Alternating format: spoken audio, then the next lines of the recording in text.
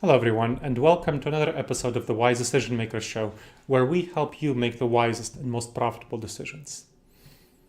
And today we'll talk about how you can make the wisest and most profitable decisions on upskilling remote and hybrid employees for the future of work. The future of work is hybrid and remote. That is the future of work. That's very clear from a great deal of evidence from both employer desires and employee desires. So you want to be prepared for the future of work by upskilling your employees, your supervisors, your managers, your executives, everyone for the future of work, because hybrid work is really going to be different than in-person work or fully remote work. If you want to seize competitive advantage for the future of work, that's what you want to be thinking about. How do you adopt best practices for the future of work? We know that 2/3 of US workers worked remotely at least some time during the pandemic, and about half of them can work fully remotely for all of their schedule. And employer survey results show, company leaders show that most employers will plan to maintain a hybrid schedule for those workers who worked remotely during the pandemic. Who worked remotely some of their time during the pandemic. That means that most will spend 1, 2, maybe 3 days in the office, and some will be fully remote. So most 1 to 3 days in the office, some fully remote. The decision making by leaders does match employee desires. Employee survey results show that of those who can work fully remotely, most want to work on a hybrid schedule, maybe 1 or 2 days in the office. And 1/4, so a larger number, want a fully remote schedule. Only maybe about 10 to 15% want to work full time in the office.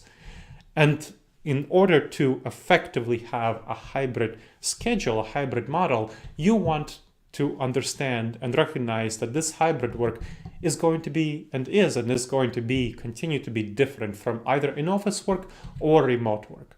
Employing hybrid first model requires training your employees to collaborate effectively in a hybrid setting when they spend some of their time at home and some of their time in the office. And the same thing for innovation. You want to make sure they innovate effectively, again, when they spend some of their time in the office and some of their time at home. Collaboration and innovation are the key critical components that will define success and competitive advantage in the future of work, and you want to make sure that your employees do so. To do so, you want to train your employees to divide their work time effectively between home and office. We know from extensive research that people are overall quite a bit more productive at home than they are in the office, especially in their individual tasks. So in the office, you should say for collaborative tasks, where there's kind of more of a divide, more of a wash between whether people are more productive in the office and more productive at home, and in the office, more intense collaborations are probably better for most people. So save the individual tasks at home, including preparing for collaborative tasks in the office. That should be done at home. Now, virtual communication is a key area of upskilling for people who will spend part of their time working remotely. Unfortunately, during the pandemic, companies failed to provide effective training overwhelmingly for virtual collaboration and virtual communication. And this was because, they were thinking, hey, we'll get back to the office, everything will be fine. Even though before the pandemic, companies spent a great deal of money on teamwork training and collaboration, on communication training, lots of money, but they didn't spend it on much more complex and difficult and different collaboration, communication, virtual environments.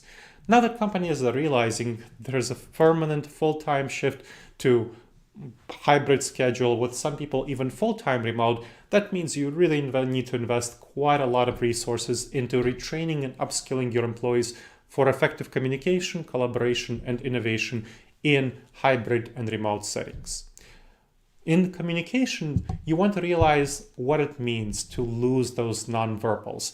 Even on Zoom, even on video conference, you don't get the full tone of voice, you don't get the full body expression, body language, and of course, you get much less of that on text. Emojis don't replace tone and body language. So those are really things you want to be thinking about. Slack and Microsoft Teams, Trello, Asana, Mondays, whatever you use, those collaboration software, and email, of course, does not convey effectively the emotional nonverbals that are so important for communicating ideas.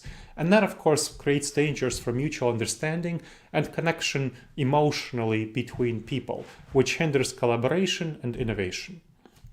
Now, in-office face-to-face interaction is very important for effective collaboration and innovation. You can detect problems early and intervene, so to facilitate good collaboration, and you can share your full ideas on innovation effectively, get excited, talk to others. It's harder to do so in remote settings and hybrid settings if you don't train people effectively on collaboration, communication, and innovation in remotely. So that body language, tone of voice is a big challenge, leads to lots of miscommunications which impair collaboration and innovation. You want to provide training for your folks on emotional and social intelligence. Emotional intelligence refers to understanding and being able to manage your own emotions. Social intelligence refers to understanding and being able to influence other people's emotions effectively.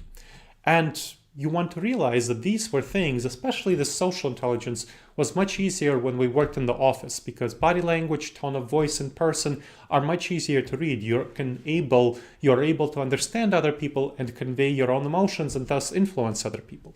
Much harder in remote and hybrid settings.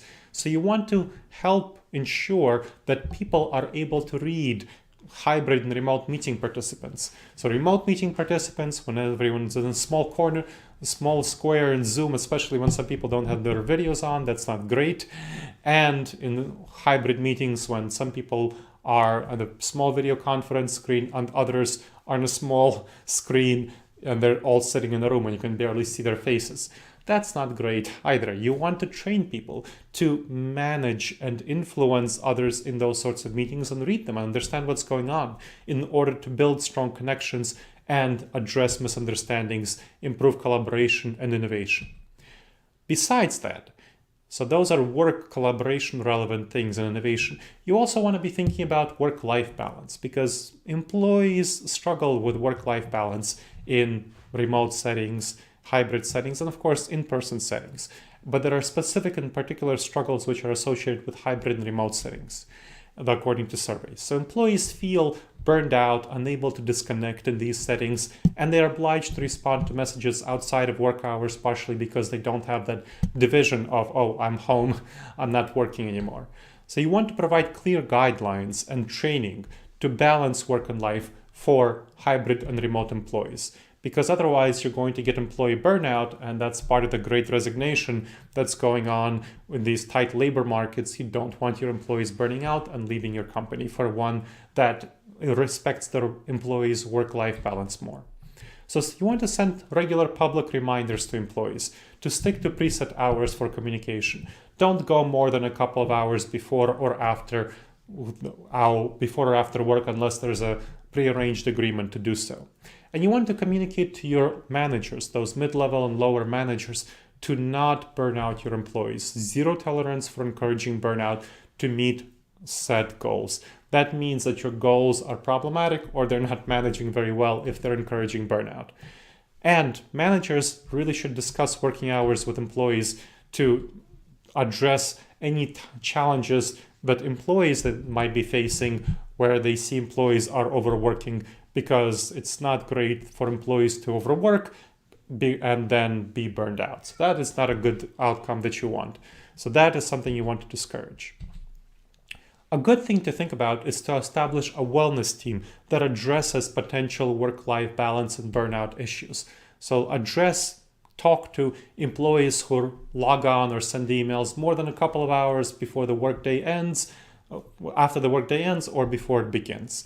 So you want to check them in and discuss the situation with these employees. Exceptions would be something like an emergency happening, which shouldn't happen more than once a month or so. Now, there, of course, can be prearranged work agreements. So somebody can, for example, stop their work at 3 and go pick up their kids and then put them to bed at 8 and then work for a couple of hours between 8 and 10, 11 or something like that to make up for that time. That's totally cool. That's great. But you want to agree that in advance and make sure that everything is okay with that employee. Now, an important thing to think about that I've seen go wrong in a number of clients is underperformance, where employees who are underperforming are pressured to work outside of work hours, to work more, that is not a good idea because that'll cause burnout, and it's likely that there's something else going on that needs to be addressed as opposed to the employees not working enough. Underperformance may be due to the need for more professional development for that person. Maybe they have an unmanageable workload. Maybe something changed, their workload is different because of supply chain disruptions or something like that. And you want to maybe see, okay, maybe that's not a good thing for them and for your company. Or maybe the person is no longer a good fit for the job. Maybe the job changed and the role changed. Maybe the person's motivation, skills shifted in some ways, and they're no longer a good fit for the job. And that's something to be thinking about. So this is what's involved in upskilling remote and hybrid employees to make sure that you seize a competitive advantage for the future of work. All right, everyone. I hope you've enjoyed this episode of the Wise Decision Maker Show. Please make sure to subscribe to the show on whatever channel you heard it, whether it's a video in the form of video cast on YouTube, or maybe a podcast on iTunes or an Amazon podcast. Make sure to subscribe to it and leave a review. That's the best compliment you can give a show. Please share it with your friends and family. Make sure that they get the same benefit that you got from the show. And of course, send your thoughts to me about what you liked about the show and what can be improved at Gleb, Gleb, at disasteravoidanceexperts.com.